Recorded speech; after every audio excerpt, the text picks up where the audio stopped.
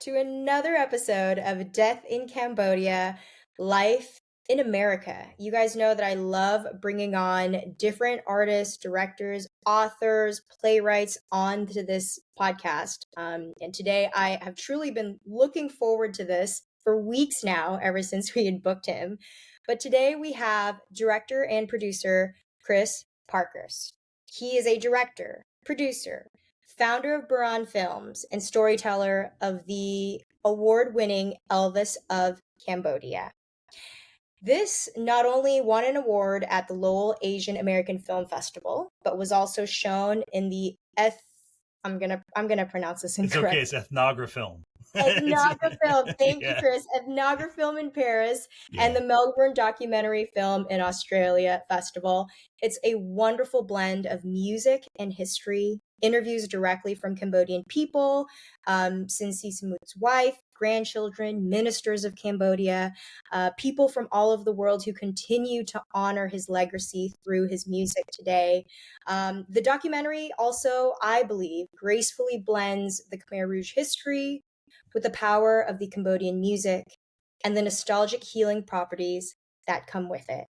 I am so excited and honored to have Chris Parkhurst on here. Chris, welcome to the podcast. Ako Tran, Dorothy. Ako Tran. So sabay. You know what? I'm happy to be here, Dorothy. I know that you and I connected a few weeks ago, and I've been in and out of town, and you have as well. So it's been nice to be able to finally sort of solidify this scheduling, because I wanted to be. I've just been happy to talk about the film on your podcast for a while. So it's an honor to be here, and I'm glad to be talking about the film, and I'm happy to meet you, Dorothy. So thank you for having me on. Thank you. So, Chris, why don't we start with exactly how you've become interested in Sisamouth's history and just Cambodian culture in general? Yeah, I mean, the story, I guess, for me starts back in 2004. I was living in Portland, Oregon at the time, and I hadn't quite found my way into the film and TV industry yet. Although I had a passion for independent filmmaking. And I was asked to go to Cambodia for 6 months to run as a sound engineer on a film that was done on a Fulbright scholarship, a film called Bomb Hunters. This was back in 2004. At the time that I was asked to go over, I had no idea what or where Cambodia was. I knew it was in Southeast Asia somewhere. I hadn't, again, worked in film, but I had a passion for it. But at that time, it was much more narrative fiction feature films. And I said yes to the opportunity. And I spent 6 months in Cambodia, and two very important things happened in my life. I fell in love with documentary filmmaking, and I fell in love with Cambodia and the Cambodian people. And I guess I've been kind of going back and forth ever since that time in 2004. So really, that was sort of what sparked the interest in documentary film, number one, and then as well as really doing work over in that part of the world. And that was back in 2004. And here we are, 20 years later. And I have long since found my way into the film and TV industry, thankfully. But it really started, the humble beginnings, if you will, were back in Cambodia working on the film that I was working on there at that time. So, yeah. Yeah. So many people visit Cambodia every year, and a lot of them even go over there. You yourself went there for a project that had nothing to do with Sinn Sisamouth.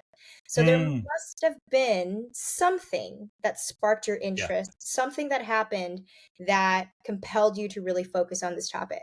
Yeah. I mean, I guess there's a few different ways I could answer that. How did I first hear Sinn Sisamouth's music? Well, anybody that has spent any time over there, obviously any Khmer would know this.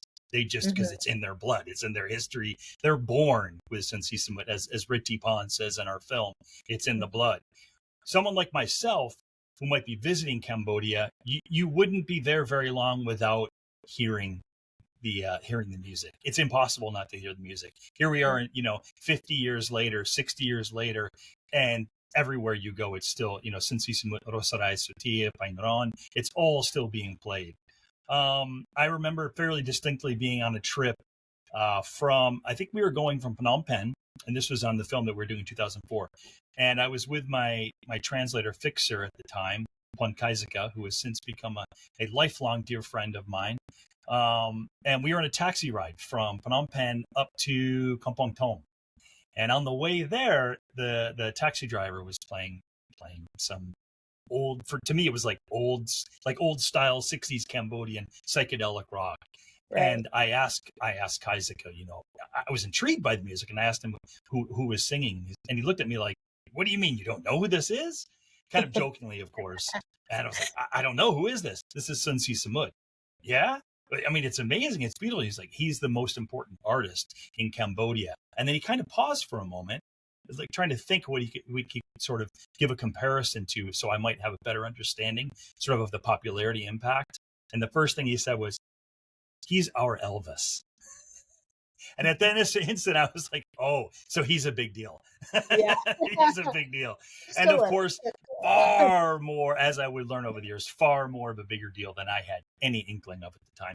So that's how I first kind of heard Sinn Sisamouth's music. And I guess fast forward a few years later, I'd been in and out of Cambodia a number of times over the years, say 5-6 years go by. I've been working on smaller documentary, a commercial project in Cambodia, and sort of my interest in the music kind of grew. But it wasn't until I gotta check my dates here, I wrote some down. It was 2013 when I was going back to Cambodia to work on what I thought was going to be a short film. And I was looking for ideas for this project. I went with another gentleman by the name of Jack Mateer, who's a very good friend, a director of photography. Essentially, we wanted to go to Cambodia for a month, spend 2 weeks on one another's projects. And so it was a brainstorming, 2 months before we went over. And it wasn't until just before I left to go, that I had some sort of idea what I wanted my own project, my 2 weeks to be on. And I decided, through the conversations with a gentleman in Portland, Oregon, who owns a place called the Mekong Bistro. His name is Saran Kut, and he's well known in the Khmer community, certainly the diaspora on the west coast of the U.S., in particular in Portland, Oregon, where he runs his restaurant. And it was a couple of days before I was leaving, and he's playing Sinn Sisamouth, and he is like, not unlike every other Khmer you meet, or maybe every Khmer you meet, is a lifelong passionate Sinn Sisamouth fan. And it was through that sort of discussion that I just knew, you know what, if I want to make any sort of film about, that's not so much about Cambodia, but it felt like if there's somebody that has had such a massive impact on Cambodian culture, it's Sinn Sisamouth. And so I sort of naively agreed to Saran. That's what I'm going to do. I'm going to do a short film about Sinn Sisamouth. And that's sort of the naive and humble beginnings of what would, of course, become a much, much more, rightfully so, substantial project. Yeah. And at the time, did you know how much of the Khmer Rouge history and Cambodian history did you know? I mean, I knew plenty, because at that point, that's 2000, around 2000, 2013. Okay. And I'd probably spent, I don't know, all told, about a year and a half total going back in, say, a 9-year period in Cambodia. So, and Cambodia had over the course of that time really become so dear to my heart. And so I guess the connection that I felt with the Cambodian people just grew and grew each time I went. And so I just surrounded myself with literature, films, music, as much as I could, all the time. You have to also keep in mind, when I went back in 2000, when I went in 2004, I spent 6 months, 6 out of 7 days a week, 12 to 15-hour days, intensely working on this other documentary. And then I was hired, a film called Bomb Hunters, and then I was hired to edit that film. So when I came back home, I was down in a basement immersing myself for another 6 months in nothing but Cambodian material. So you have a few years of, me going back and forth and just really delving into a lot of the history of Cambodia. And you can't, obviously, it's, if you just do a Google search for Cambodia, it's impossible to not know of or have some inkling of what happened during the 70s, 60s, and 70s during the Khmer Rouge period. And so Yeah. So now you bring up an important, or there's a point here I'd like to bring up, Dorothy, Sure. um, which is that something that we wanted to do early on in the course of this filming, course of making this film, was we felt like there is plenty of material out there, whether it be film, whether it be books, whether it be poetry, whatever the medium is. It has seemed like 9 times out of 10 when people discuss Cambodia, it's about the dark period. It's about the Khmer Rouge. It's about the genocide. Understandably so. But we wanted to set out and make a film that maybe was a little bit counter to that. So, of course, you can't escape the history. And so much of what happens in our film, or anything with Cambodia in the past 50 years, 60 years, is directly connected to all of this, right? So you can't escape that. And it would have been egregious not to, it would have been impossible not to discuss it or mention it. But we really wanted to shy away from the darkness because so many other forms of art had already done that. And we wanted to really focus on something much more celebratory. And so making a film about Sin Sisamouth, or the legacy of Sin Sisamouth, we felt it in our interest and our responsibility to create something that didn't live in the mire and the muck of the Cambodian genocide, right, during the Khmer Rouge times. We wanted to create something that was much more celebratory in fashion. So yes, we couldn't ignore by any means, and we discussed directly the impact of that time during the genocide. But the film doesn't reside there. Hopefully, when people watch this film, um, a number of things happen, and we'll get to those, of course, Dorothy. But one of those is hopefully people feel a sense of a pride and celebration in Khmer culture that sometimes may get overlooked. Like there was an incredible amount of rich art and culture and happiness that was happening in Cambodia for a long time, well before things went the other direction. Yeah, no, I absolutely 100% agree. It Mm, was you did a great job at, I think, weaving it gracefully, weaving the history in gracefully, but also not making the film feel like it was just dark and that was it, yeah, you know? yeah, And the reason why I asked that question was I wonder when you first set off and had that conversation yeah. um, to with in Portland, Oregon, before With saying this is Saran, what right? Yeah, with yeah. Saran, did you know that that was the type of film that you wanted to create, that you No would way. have to interweave history with CC Note, or was it just No, like, ah, no, CC? Okay. no idea whatsoever. Yeah. It was literally, oh, I've got 2 weeks to go do some sort of experimental film or some sort of short film. Oh, it'll be fun. We'll spend 2 weeks, around the Cambodian countryside, and we'll talk to people about, Sun Sisamut and his music. Yeah. Again, like I said at the outset, just very sort of naive, but that's part of what I love about documentary, Dorothy, is this idea. And by the way, Cambodia is a brilliant place to be able to do this. This idea of just immersing yourself amongst people and Right. learning about subject and literally doing the research on the fly. I Mhm. wouldn't really recommend this to other doc filmmakers, and I don't generally, which is, but this film felt like at the very beginning, clearly the journey it needed to take was one of exploration. Like Yeah. I needed to discover who Sin Sisamut was. I needed to discover the impact to Cambodian people, not only in Cambodia, but Cambodian refugees around the world. And so Yeah. when Steph and I initially went to do this film, um, it became something much bigger after that initial 2 weeks of filming, obviously. But at Yeah. the outset, we didn't have. I would say that I didn't have any sort of illusions of grandeur. That's for sure. I just thought I was making, I don't know, 6, 7, 8 minute short film. And for me, at least, I would quickly discover that's impossible. How do you make a short film about Sun Tzu's legacy? Oh man, Yeah, yeah. So tell me a little bit about that documentary process. How yeah, long did it take, and at what yeah, point did you realize this is going to be a lot bigger of a topic than I thought? yeah. I mean, we realized it pretty quickly. Quickly meaning we spent that initial two weeks filming. And then I went back home to the US. Stephanie, who is now my wife, went back to Malaysia where she was working in the film industry. And I think at that point, and then Jack, our DP, went back to where he was living in the US. And we left it with sort of a question of, where does this go now? Because this clearly is not a short film.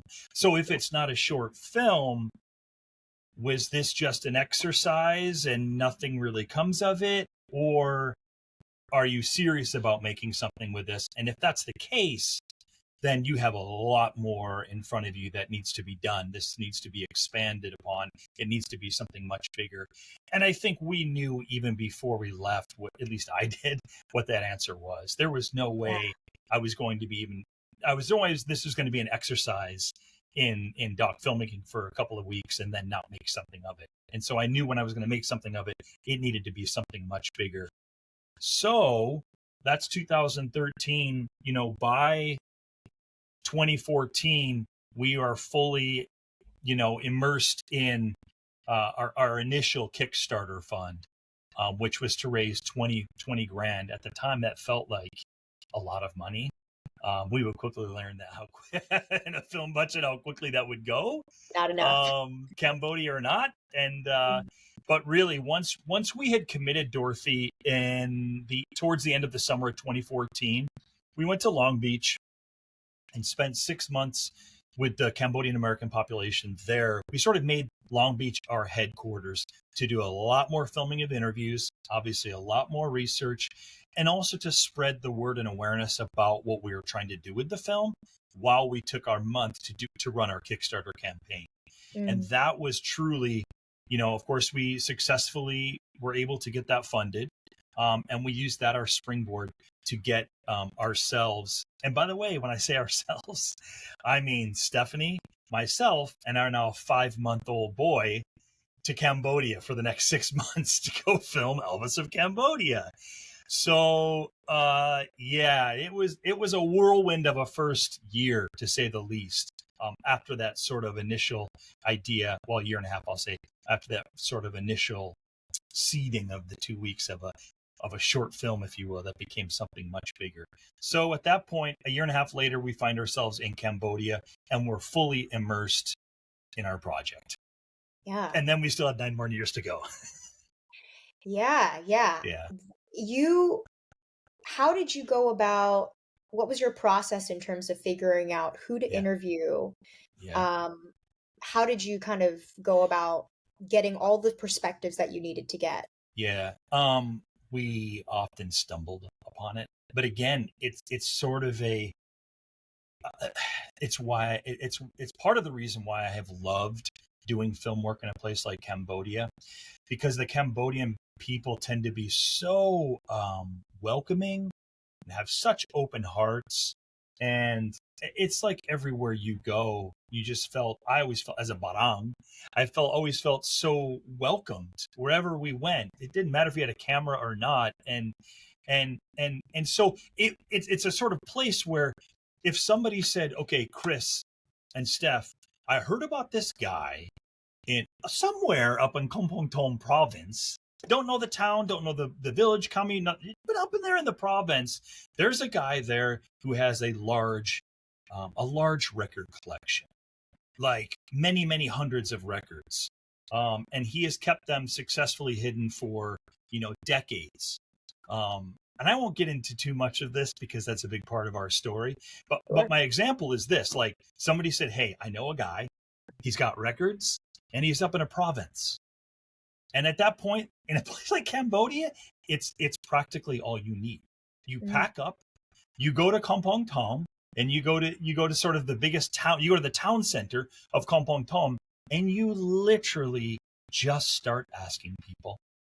And it often within the hour, somebody is literally pointing you. Oh yeah, go down this road, take a right, go down this road, and then you meet somebody who knows somebody about a guy who has a record. Oh yeah. And so, within like 2 hours of landing in Kampong Thom, you have found the guy they're talking about. He's showing his records. He's agreeing to be interviewed the next day, and then you spend the weekend filming with him, and then you find out an incredible story from him, and then he tells you about this person you should contact, this person you should contact, and so that happened all the time, Dorothy, all the time. Yeah.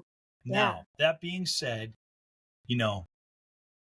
let me ask you, Dorothy, if you're doing a film about Sinn Sisamouth and you're in Phnom Penh, who would you think might be the first person or people to contact about a film about Sinn Sisamouth?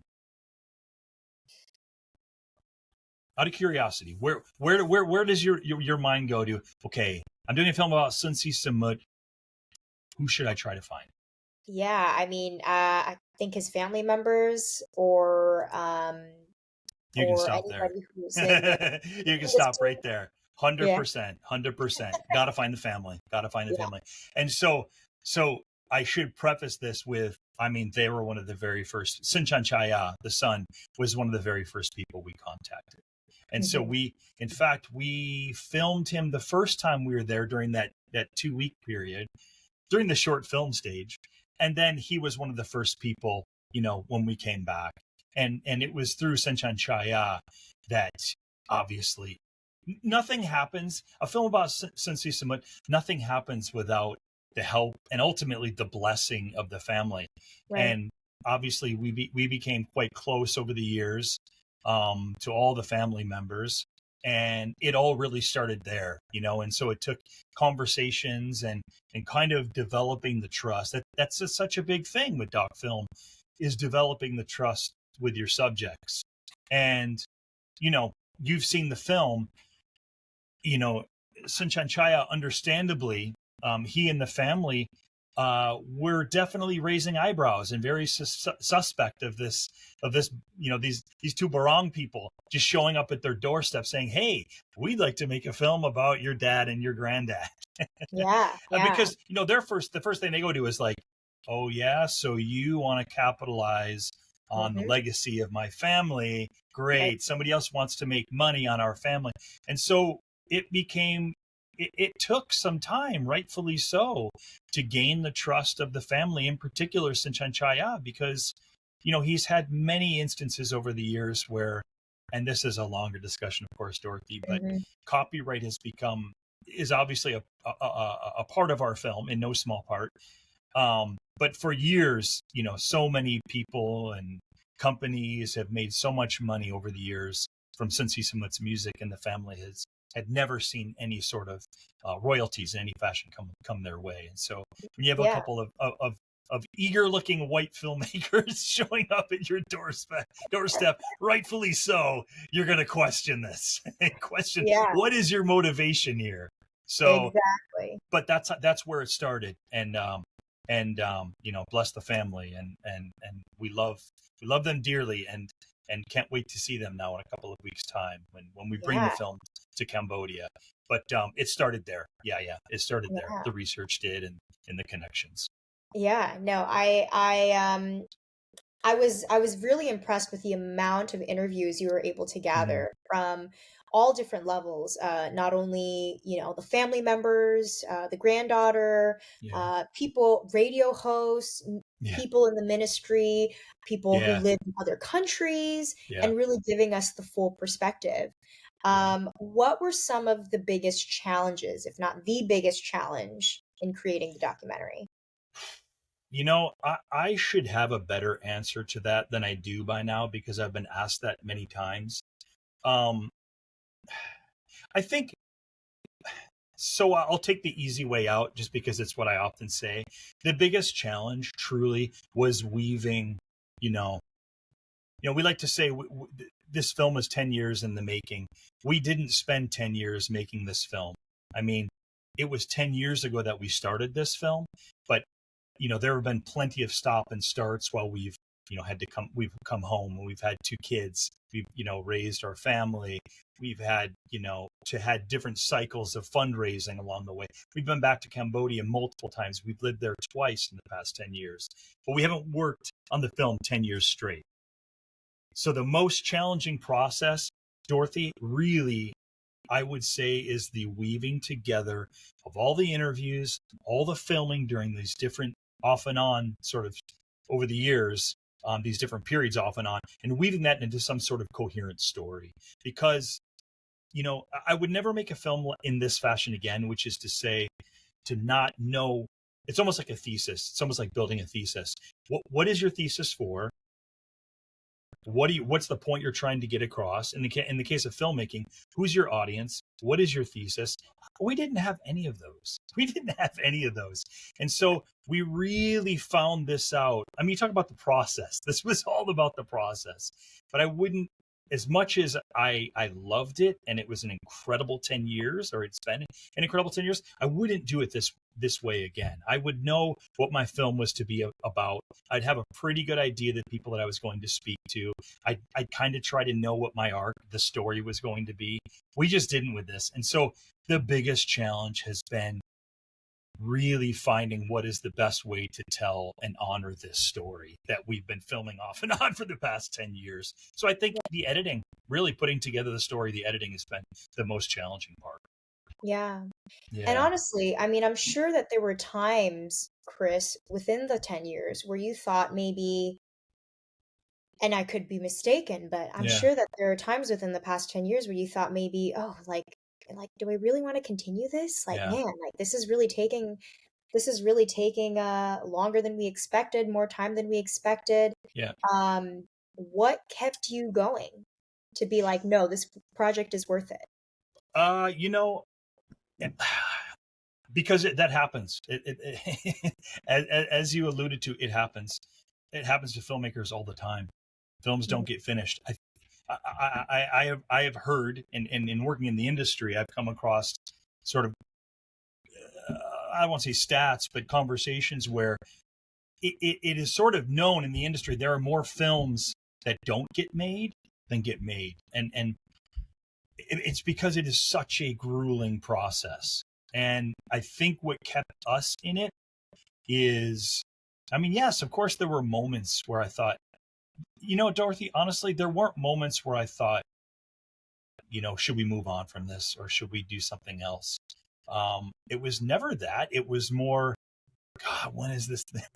When are we going to finish this? Like, are they ever going to believe that there's going to be a documentary about Sinn Sisamouth? We've been telling people for years, is this really going to happen? And so, but really for me, what kept me in it, Dorothy, was a couple of things. I felt like at the end of the day, I always felt like I owed it to the family to see this through and to honor the stories the best way that I could, the best way that I could for the family, but also to honor Cambodia in the best way Cambodia and Cambodians in the best way that I could, because Cambodia changed my life. Like the Cambodians.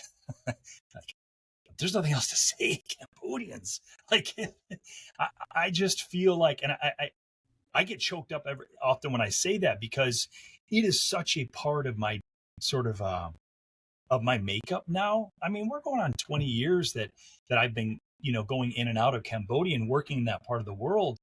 And so it was impossible. Like, the thought of not finishing the film that I had set out to make in many ways to honor a country and to give back to a country that had given me so much, it felt impossible not to see it through. Yeah. Felt impossible. I had to do it. No, I should say but we, all of us, so many people connected to this film. But when I think of me personally, there was never any doubt. I knew that it would get finished. It was more, the doubts that I had were, when is this thing going to be finished? And is it going to be any good? Yeah. I mean, I knew it would be good, but I didn't want it to be good. I want it to be really, really good, because it's for the Cambodian people, and for me, I just wasn't going to accept anything less than that. Yeah. Yeah, it wouldn't I have felt think right. I think anybody who is going to go and watch this documentary, by the way, all listeners, please do. It is so good. I think we can. I saw right away the effort behind it. I saw right away kind of the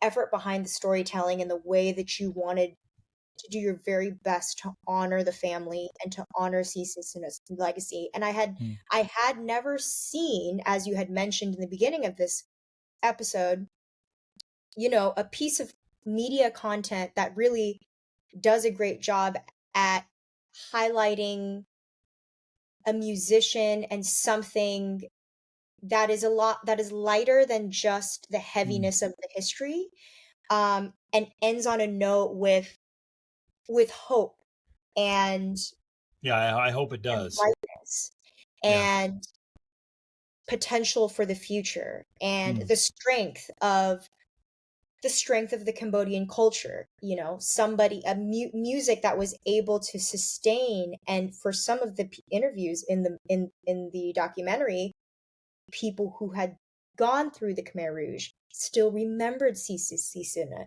and Yeah.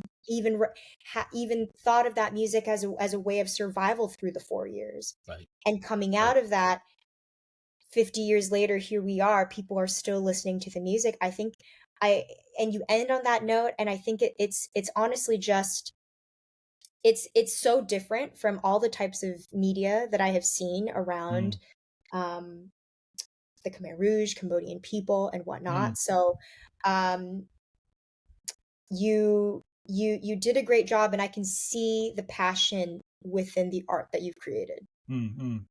I Yeah, appreciate that. Yeah, yeah. Thank you, Dorothy. yeah. Appreciate that. One of the things that really sort of that was not anticipated at all, that really changed the sort of scope and of the film and in the way. Okay, look, you're describing sort of this message of hope towards the end, which of course is very much how we wanted to end the film. I think, and this idea that there's ongoing arts and culture in Cambodia, and that Mhm, things are happening again, mhm, and there's hope within that. To me, and for me, at the heart of that is Sochhata, the granddaughter, mhm, because that was not foreseen by us at all. I remember meeting her in 2013, and she was really helpful, and she was really the only one that could speak. She spoke good English at that time in 2013, and so my Khmer at the time was even much worse than it is, and so we relied heavily on Kaizaka, our fixer and translator, and we relied on Sochhata to help us with the conversations with her dad. But it wasn't really noted or seen or anticipated how she would actually become a part of our film, because back in 2013 she was not seen or expected to carry on the legacy of the music at all, and in fact it was the oldest brother, um, who was performing and playing out with his dad. And so I mean, both of them passed away. It's just wild that both the father Sin Chaya and his eldest son both passed away during the course of our film. Um, and so my point here was, though, it was not anticipated that the granddaughter was going to become this successful, beautiful Khmer musician in Cambodia. And it's just been brilliant to see that journey happen. And we were only able to capture it sort of, luckily, we were able to capture it just before the pandemic when we were last filming there. And that's something that just presented itself towards the very end. And it, for us, it's the thread that ties throughout much of this film is her voice and her hope that she brings to it. Yeah, so that was something that was not, and it happens a lot in documentary, especially mm. ones that you don't research a ton ahead of time, where you're just kind of discovering what that story is. That's something that just presented itself actually towards the very end of our 10 years of Odyssey, really, and we're thankful that it did. And was it really then, in that last thread of filming, when Yeah. you had seen the granddaughter and her growth, and tied that whole in? Was that when you finally felt like, okay, this is complete, this is ready? Yeah, I think so. It was a combination of that. that sort of realization that, okay, this is great. This is a thread that's going to potentially help us weave the story together, along with Ritipan and Samang Sam throughout the film. Her voice was something that we felt strongly would be able to kind of help us weave the story. And so in that way, it felt like, okay, we've completed our filming here. And I think also out of necessity, I mean, it just, we couldn't continue. We just couldn't keep following every thread that came our way, Dorothy. Yeah. At some point we had to just say, okay, this is the final thread we're following. And then when we go back home, this is it. We have to put this together. So Yeah. the timing was certainly fortuitous, I'll say. Yeah. Well, I couldn't tell, honestly, watching it, that That's it good. was that, you had to stop there. It truly was cohesive. I loved Yeah. all the different people that you had brought in. It felt very intentional, each person that you had brought in. Yeah. How has creating this documentary, especially dedicating 10 years of your life to it, in spurts, but still 10 years, Yeah. Yeah. Yeah. how has this documentary impacted your life? Oh, wow. Well, in, gosh, in some ways, I feel like, it remains to be seen. Because the film is only, just recently, just over a month ago, was the film actually released to the public worldwide. And, so in that sense, I feel like I'm just starting to hear and see how people are responding to the film. Um, we had our global premiere, our world premiere late last July at the Melbourne Documentary Film Festival, and then we brought the film to Portland. We showed it there. We showed it in Livermore, California. We went to the Lowell Asian American Film Festival in Lowell, Massachusetts, and these are all happening at kind of a couple of months in between one another.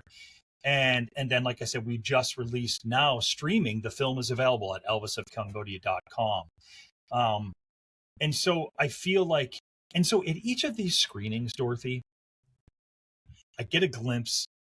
I mean, more than a glimpse, because in particular at the Livermore screening, where 95% of that theater were filled with Khmers, which is that's like all I wanted.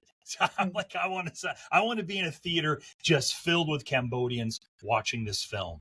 Mhm. And it was there that I really started to feel, okay, this is being received well, Yeah. really well, and it felt very good.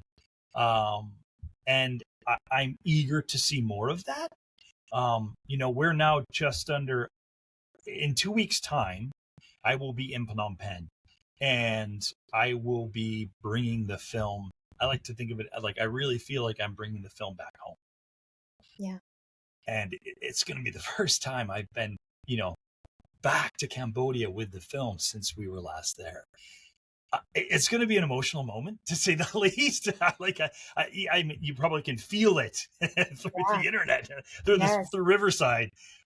It's going. I anticipate that being pretty powerful. How that will change my life, I don't know. I mean, it's the film over the 10 years. That's what's changed my life. This is just like the end part of it, right? It's all, that journey that's happened over the past 10 years.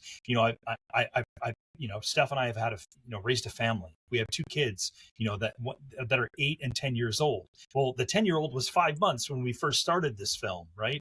And so, we've lived abroad a couple of times with our kids, and in that way, the film definitely has changed us, because we've been able to expose our kids to a world that, at least growing up, I was certainly never exposed to. So that has been a significant change in our lives. But we'll see when we bring the film to Cambodia here in a couple of weeks' time. And then, the more people see it, the more I anticipate hearing from people, and I guess we'll just see from that point.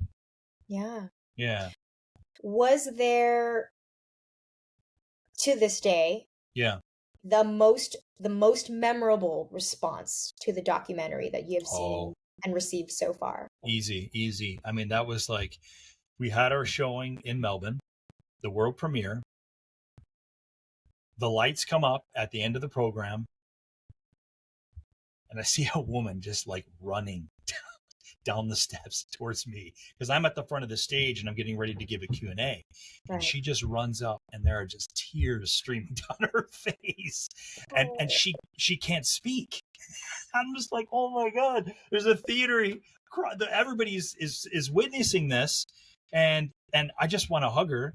And I want to help her speak, but and she really couldn't speak, but she handed me a note that was in an envelope, and it was this beautiful, like, she had handmade the envelope, and it was this intricate flower that she handmade that would like adorned this envelope. I was just like, and all she said was, "I want to thank you on behalf of Cambodian people. I want to thank you for what you did." And I just, I almost lost it. But and then Yeah. it was, and it was later that evening when I opened. Of course, we still have this. I opened that note, and it was just this. It was basically this note detailing how important it was, this film that we had created, and that she felt like I now have a connection to my father that I never had before. Because now my dad, who would listen to Sinn Sisamouth every day of his life, I heard it every day growing up. Now I know what that means. Now I know what the connection to Cambodia is. Now I know how that music bridges the gap to the Cambodia before the genocide and everything that has happened since. Yeah. And for me, that was everything. Everything. That's Dorothy, honestly, if it would have been just that one person seeing that, I was like, that's it. Job done. That's all I needed, because that's exactly what we've hoped for. Yeah. We've hoped Yeah. for that. Yeah. Would you say that that was the purpose of the documentary? Yeah, I really would. I just feel like the more that we immersed ourselves in the subject, the more time we spent with the family, the more time we just spent in Cambodia and talking with Cambodians. It felt like, yeah, like it just, the bigger that it became, the more attached to the idea of creating something that could potentially, dare I say, offer some sort of a healing process. If there was any way that we could be a part of that through this film, I wanted to be a part of that. And so there were very lofty expectations and hopes set upon this film at a very, very early stage. And I hope, I like to think that we at least got there some of the way. Yeah. Yeah. No, I